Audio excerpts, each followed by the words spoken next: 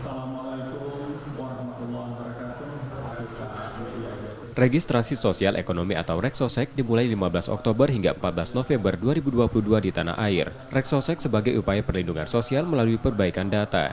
Di Sumsel, melibatkan 13.666 petugas BPS Sumsel yang akan melaksanakan pendataan dengan mendatangi rumah warga. Pendataan dilakukan pada seluruh masyarakat di provinsi ini, mulai dari identitas, pekerjaan, pendidikan, jumlah penghuni rumah, hingga bangunan fisik.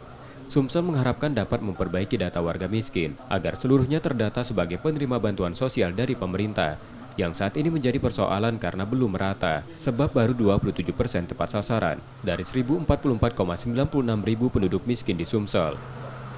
Jadi saat ini memang ada kegalauan lah misalnya ya dari beberapa pemerintah maupun masyarakat itu sendiri.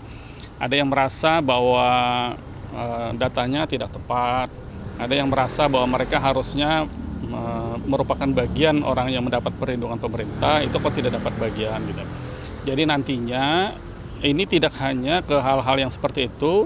Jadi misalnya orang yang berpendapatan rendah itu tidak memiliki kesempatan untuk sekolah, nanti juga akan dibantu oleh pemerintah. Jadi memang di dalam pendataan ini niat pemerintah itu adalah sebuah database. Yang didata itu 100% penduduk, jadi tidak orang yang berpendapatan rendah saja, jadi 100% penduduk. Reksosek akan mengganti data terpadu kesejahteraan sosial atau DTKS yang digunakan di semester kedua 2022. Reski Oktora, Muklas Diferensial, Kompas TV, Palembang, Sumatera Selatan.